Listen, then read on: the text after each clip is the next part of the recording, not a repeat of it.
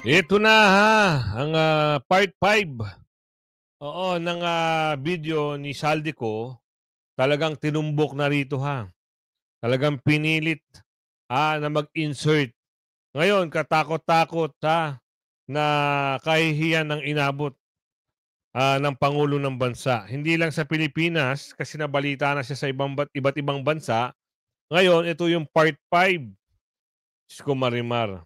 Talagang makikita mo yung paninindigan nito ni Saldico na gagamitin talaga at may balak pa talaga sa kanya.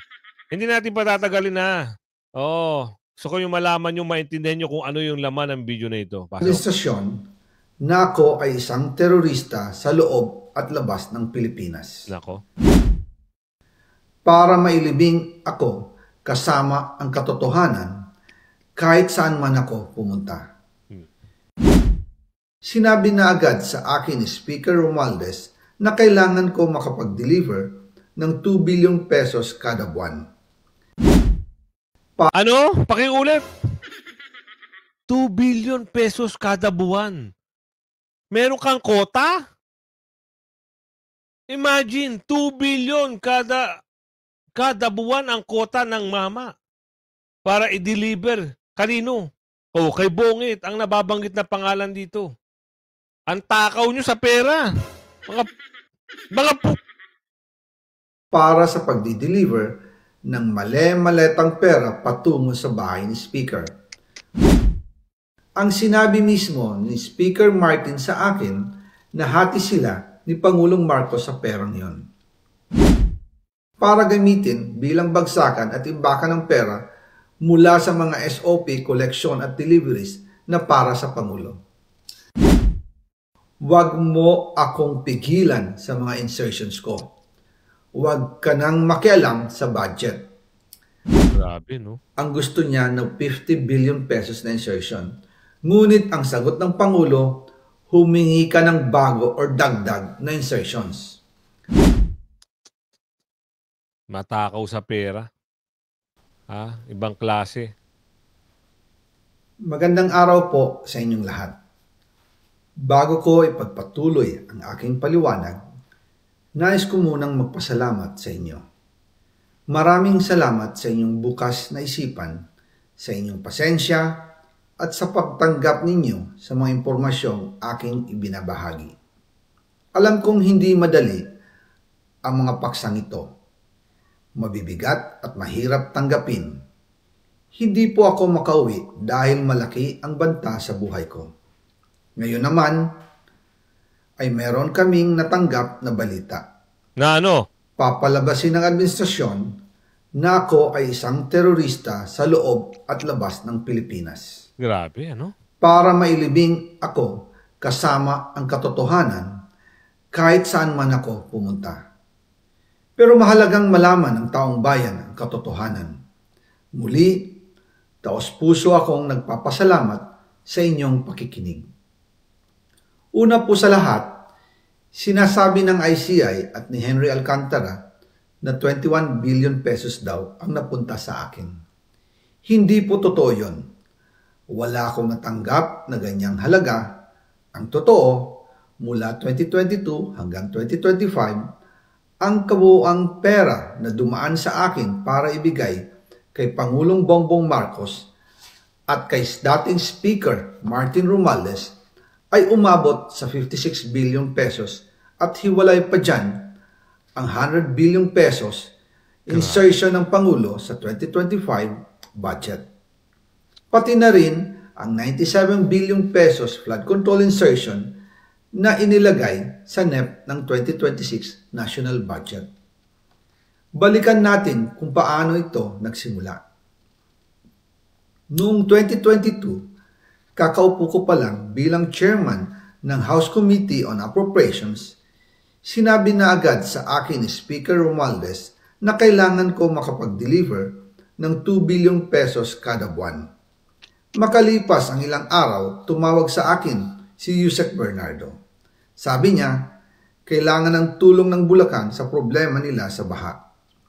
Pinapunta niya sa opisina ko sa Kongreso si DPWH District Engineer Henry Alcantara.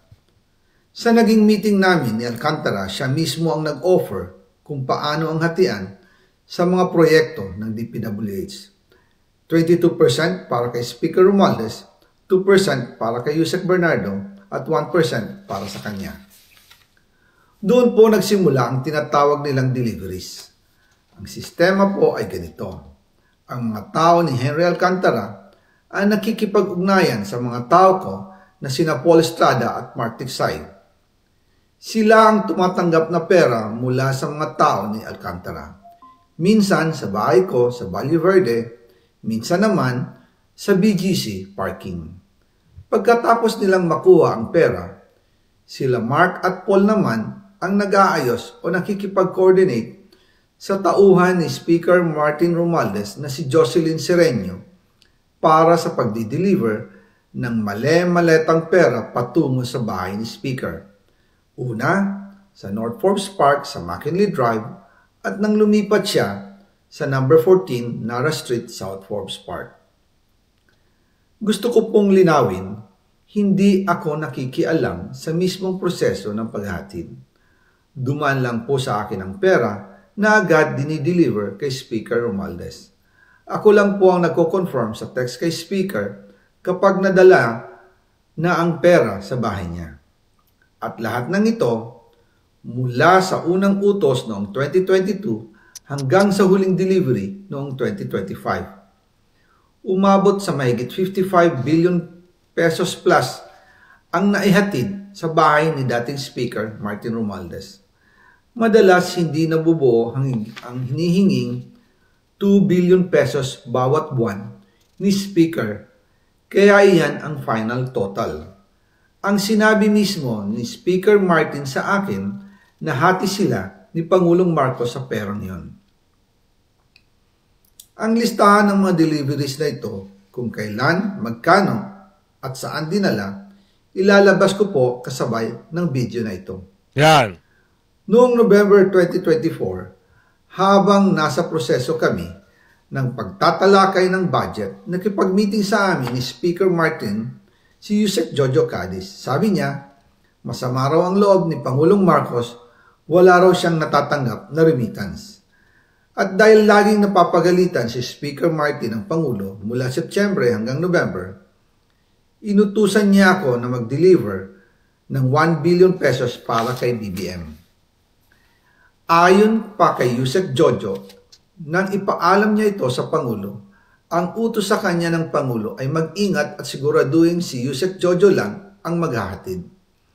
Ang instruction po sa akin ni dating Speaker Martin Romualdez ay dalhin sa number 30 Tamarin Street, South Forbes Park at ibigay kay Yusek Jojo Cadiz dahil ito raw ang drop-off point na malapit sa bahay ng Pangulo. Sinabi rin po sa akin ni Speaker Martin Romualdez na si PBBM ang nag-utos sa kanya na bilhin ang bahay sa number 30 Tamarin Street para gamitin bilang bagsakan at imbakan ng pera mula sa mga SOP, koleksyon at deliveries na para sa Pangulo. Noong December 2, 2024, personal kong i-deliver ang 200 million kay Yusek Jojo Cadiz sa number 30 Tamarin Street, South Forbes Park. Ayon sa kanya, dadalhin daw niya ito sa bahay ng Pangulo sa number 41 Nara Street, South Forbes Park. Kasunod nito, noong December 5, 2024, muli akong nag-deliver ng 800 million sa parehong address at Yusek Jojo Cadiz pa rin ang tumanggap. Sabi niya, iyon naman ay dadalhin sa bagong bahay ng Pangulo sa South Forbes Park. Sa kabuuan, 1 billion pesos ang personal kong naihatid. Ako mismo ang nagbigay ng pera, kasama ang aking driver at mga tauhan. At lahat ito ay base sa direktang utos ni Speaker Martin Romualdez. At dyan po nabuo ang kabuuang halagang 56 billion na ipinadala mula 2022 hanggang 2025. Pero kahit na na-deliver na ang 1 billion pesos para kay Pangulong Marcos at kahit na naisama na rin sa 2025 budget ang 100 billion pesos insertion sa pamamagitan ng BICAM Committee, ayon mismo sa utos ng Pangulo, nagagalit pa rin daw si BBM. Nagagalit pa rin daw si... Oo. Ano ba to? Anong part ba to? Oo. Bakit part 2? Oo. Pero nung nakaraan na, nilabas yun eh. Mismong sa page ni... Oo, na nakuha natin ito. Tingnan nga natin sa mismong page ni... Oo, ni Nico. Oh. Ayun nga yun, Nulo. Bakit part 2? Sige nga. Oh. Hindi siya part 2. Ibig sabihin, part 5 na to. Oh, itong lumabas na ito. Part 5 na. Mismong ang nag-uutos pala, ang suwapang sa pera. Ito, mga listahan, oh. Papakita ko sa inyo, Meron mga listahan at mali-malitang pera. 3 minutes ago, pinost ito sa official page ni Saldico. Papakita ko sa inyo, para maniwala kayo. Ibang klase ang namumuno ngayon. Magnanakaw talaga. 'Di ba? Ayan, oh. Oh. Oh, Saldico. Government official. Ay, balik natin dito. Ayan, 3 minutes ago, tulad ng aking nabanggit sa video, narito ang listahan ng mga deliveries ng mali-malitang pera para kay Pangulong Bonget. Speaker Martin, kasama rin ang picture ng mga nasabing delivery. Ayan, ang dami hong listahan. Ngayon, i-download nyo na lang yan at alam nyo na. So, tignan nga natin yung video. Yung video kung kailan yun. Kasi bakit part 2? Yung video. Nagtataka rin tayo, bakit part 2? So, bago yung video eh. Bagong-bago. Bakit ayaw? Tignan natin ayan 23 minutes ago, lumabas yung video. Tignan nga natin yung part dito sa... abangan ng part 2. May part 2! So, ibang naman to. Ibang... tawag dito, ibang bidyong nilabas. So, may part 2 pa yun. Ibig sabihin, yung unang nilabas niyang video, mula part 1, part 2, part 3, part 4, nag-end sa part 4. Panibago na naman to na kanyang siniwalat. Naglabas na siya ng listahan, naglabas na siya kung magkano, 56 billion. At every month, kailangan niya makakolekta ng 2 billion. Katakaw sa pera, Sobra sa katakaw sa pera, mamanduhan mo ang mga kasama mo. Hindi ka ba natatakot? Oo, sinabi na rito. Ngayon, mag-isip-isip kayo dahil malapit na 30, 3 trillion march para sa iyo. Abangan mo. Diba? Nakakahiya kayo sa buong Pilipinas. Nakakahiya kayo sa buong mundo. Kaya naman pala nagkabaha-baha ang taga Bulacan. Kilala nyo na kung sino nag-utos nakawin ang pera para ipaayos sa mga flood control dyan. Binanggit sa video. Sugapa sa pera ang mama. Paghahatian daw ng magpinsan, sabi sa video. Nakakayamot. Diba? Nakakayamot. Dapat na umaksyon, Atty. Paniello Jr. sa Supreme Court. Para saan to? Para kanino? Para kay PRRD. Pero hindi natin, ang hirap, marami ho ang nabanggit, marami ang nakulong, pati senador pagbibintangan nila, anak ng tipaklong, billion pala ang usapan, na nakawin. Paghahatian yung 56 billion, ganun lang kadali sa kanila bumili ng bahay sa Fort Park. Para saan? Imbakan ng pera. Since 2022 pa pala, ginagawa na nila yan. Ngayon, ikaw, Saldico, pwede ba aminin mo na? At tao bayan, nagawa-gawa mo lang yung siminit na yan. Para lang siraan si BP Sara at para hindi masiwalat ang kabahuan nyo. Hindi ka dyan, hindi ka exempted dyan. Kahit naglalabas ka ng ebidensya, hindi ka, porket naglabas ka ng mga video mo, absuelto ka na. Hindi, pag-aaralan pa rin yan. So, pwede kayo magsama-sama sa tatlo, sa OBLO, o kaya naman, pag pinag-aralan ng Supreme Court at si BP Sara ay medyo maganda ang pwede kang sabihin niyo, sige, magpakulong ka muna ng 5 months. Halimbawa lang ito at ilalabas kita. Baka pwedeng may gano'n kasi ikaw na rin ang naging way para mabunyag itong si Marcos Jr. Bilyon, trilyon, naku. Kaya galit na galit ang taong bayan. Walo na sangkot sa flood control scandal sa Oriental Mindoro, hawak na ng otoridad. Bakit yung yung big fish hindi pa nakukulong?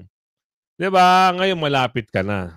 Konti pa. Kaya nga sabi sa tarot, oo, wag ka papakasiguro. Kaya ano ang December ay malapit na. Baka meron na tayong bagong presidente, sabi na Aling Ledesma. detalye nitong mga personalidad na sangkot sa flood control scandal na hawak na ng mga otoridad?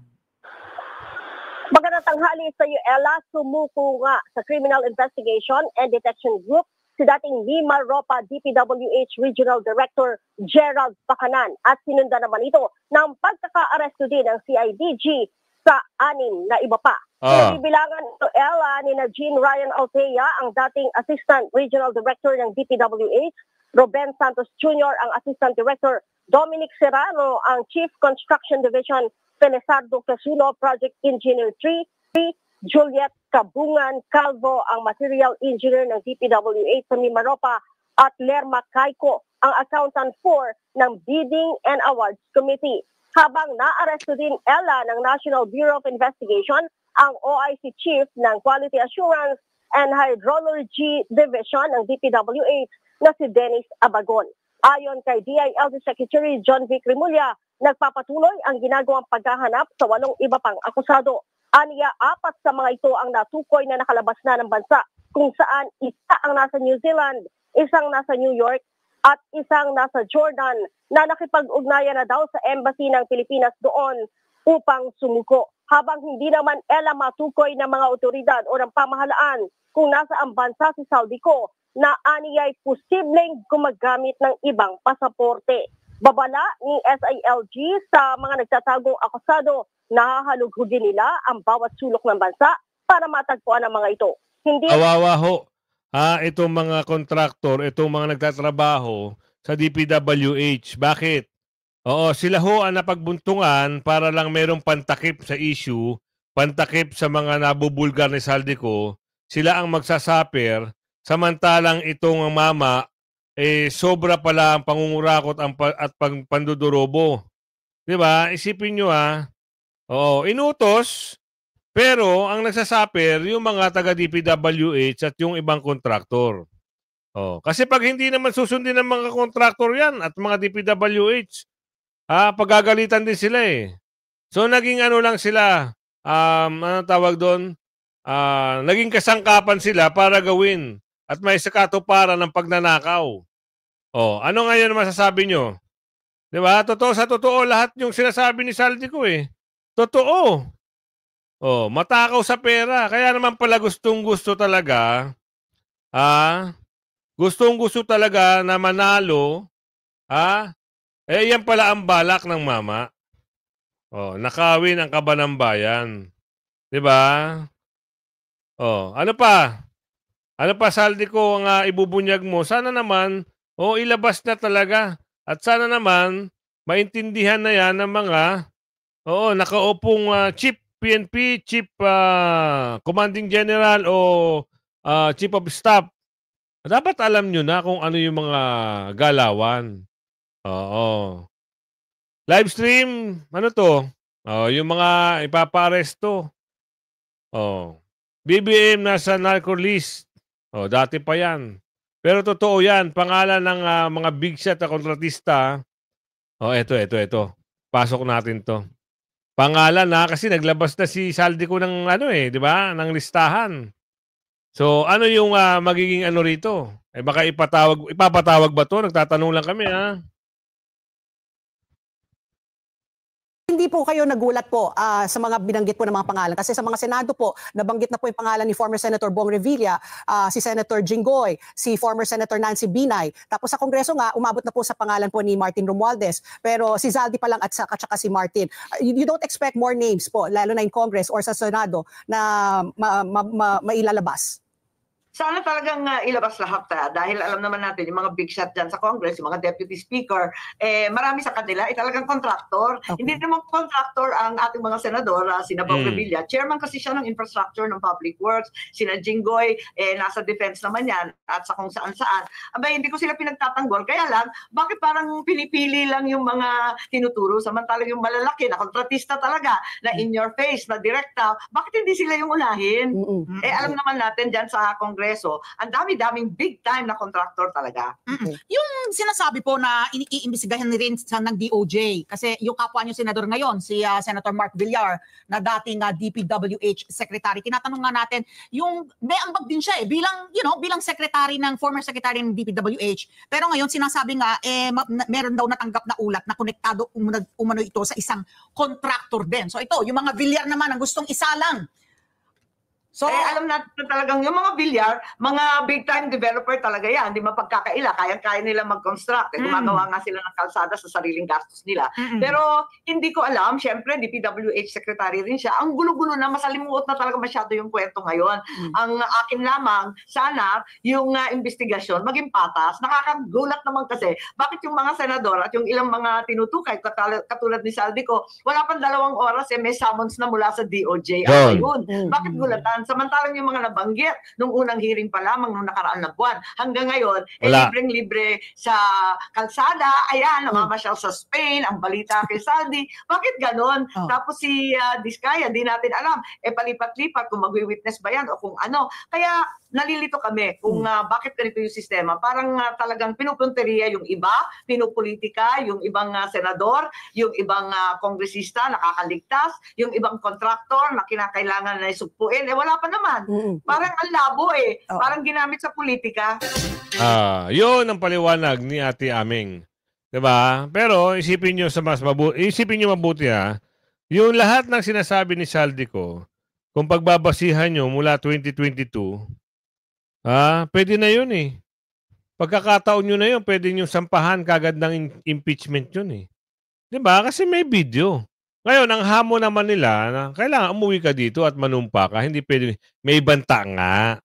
Hindi ba kayo nakakaintindi? May banta nga ang buhay niya. Dahil siniwalat niya lahat ng mga baho at ang utos sa kanya, ayan. 'Di ba? Alam nyo, ganito rin nangyayari. Nung panahon ng ng tawag dito, Interpol. Panahon ng mga CTE. Maraming ganyan. Yung iba tumatakbo na lang ng ibang bansa kasi nga pag pinutusan na patigilin, talagang titigil. Ngayon, hindi niya mapapatigil si Saldico kasi nilaglag niyo siya. Hindi bibitaw yan. Hanapin niyo na lang kung saan. Pero hindi bibitaw yan. Hindi yan titigil ng pag-i-expose. Meron ng alistahan Meron ng mga pictures ng mga mali-maleta. Yung iba, pinagtatanggol pa yung amo nila. Sa bagay, doon sila nakikinabang. At ito, nakapagtaka, bakit tahimik yung asong aw-aw ng aw-aw pagdating dito sa usaping pandodorobo. Kasi wala siyang bayad pa. Hindi siya kasama sa usapan. Kaya ganon. Ano ito? POCC paglabas ng Interpol Red Notice versus Harry Roque naging komplikado? Bakit? Komplikado para saan? Alam nyo kasi merong asylum pa. Hindi nyo basta-basta yan madadala ng Pilipinas hanggang wala pang desisyon ng kanyang asylum. So, pag yan ginawa at pinwersa, malalaman natin talagang malakas sila sa malakas. Na ang pamahalaan ng Red Notice sa International Criminal Police Organization o Interpol para kay dating Presidential Spokesperson Harry Roque. Ayon sa Presidential Anti-Organized Crime Commission, naging komplikado ang Red Notice application dahil sa application for asylum ni Roque. Pinalalabas daw kasi ni Roque na biktima siya ng political persecution, bagay na hindi totoo ayon sa PAOK. Paniwala ng komisyon, matibay at may basihan ang pagkakadawit umano ni Roque sa Lucky South 99 Pogo sa Porac, Pampanga kung pagbabatayan ang mga argumentong ginamit laban kay Alice Guo na hinatulang guilty sa qualified human trafficking. Sa isang pahayag, iginiit ni Roque na protektado siya sa ilalim ng international law principle na non-refoulement. Hindi raw siya huhulihin ng Dutch authorities dahil alam na siya ay isang asylum seeker. Kaugnay naman, Ayun. Sandra Leong, kinumpirma ng Maaari PAO nga, na may hindi Interpol siya- red notice na laban sa kanya. Hinahanap pa rin daw si Ong na kinasuhan din ng qualified human trafficking. Batay sa mga dokumento, si Ong ang kinatawan ng Lucky South 99 Pogo. Huli rin daw siyang na-monitor sa Japan, pero hindi raw alam kung nasaan na ngayon si Ong. January 2025 daw umalis ng bansa si Ong. Noong May 2025 naman o noong May 2025 naman, inilabas ng Pampanga Regional Trial Court ang arrest warrant para sa kanya. Yun ha. Ngayon, ito. Pag meron kang asylum seeker, kung nag-a-apply ka na asylum at naghihintay ka, di basta-basta. O kasi nasa international law naman yan eh. Kahit saan may ganyan. Oh. Ngayon, ito. Saldico lawyer will still have remedies to quash arrest warrant, Morning Matters. Oh, bago to, bagong ano to ha. Bagong usapan to. Alamin natin kung ano yung sasabihin ng kanyang abogado. Oh. Ano ho ba ang pwedeng mangyari at gagawin nyo para may pagtanggol nyo si Mr. Saldico? Pasok. Camp's response, we have Attorney Rui Rondain, Legal Counsel of former Acobico Representative Zaldico. Magandang umaga po sa inyo, Attorney. Magandang umaga, Gretchen. How are you today? Okay. There have been calls for Congressman Zaldico to surrender, one coming no less from the President himself early this morning. And I quote, sabi po niya, mas maganda para sa sitwasyon po ninyo na sumuko na kayo para maganda ang inyong pagsagot sa mga aligasyon na dinala kontra sa inyo. So what is Zaldico's camp's response to this? Meron pa kaming mga legal remedies na available to us, no? Like yung moving to quash the warrant of arrest at saka yung dismissal ng case. Kasi nga, as we've maintained consistently, this case should not have been filed. These cases should not have been filed. So allow us to take our legal remedies before we get to that, before we cross that bridge. Oh, and what will be the argument for that, the moving to quash the charges? Yung lack of probable cause. I've always stated that based on the evidence that I've seen and based on the press releases of the Office of the Ombudsman, talagang there's absolutely no evidence to support this indictment. So, I can't talk about the merits of the case since it's already pending with the Sandigan Bayan, but hintayin na lang natin. Let's wait for the motion, for the motion that we will file. And you are talking specifically about the Nauhan Oriental Mindoro Flood Control Project when you say there's lack of probable cause. Yes. Oh, kasi iba pa po yung mga pag-amin. But we're concentrating on that. Oh, hindi po ba may pag-amin na rin po na ginawa si Congressman doon po sa kanya mga video? Wala. If you analyze his statements very carefully, walang admission doon except na duman sa kanya. So that is not a crime.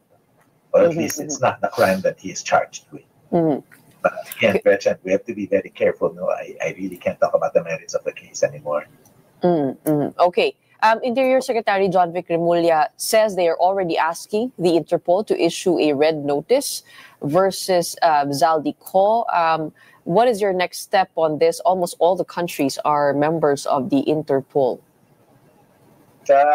Again, I can't telegraph my punches, not my style. Sorry. I'll let you know in due course. Okay, but has, apart from the legal remedies that you're already pursuing, meron po bang interest on the part of the congressman to, or is he at least thinking of surrendering?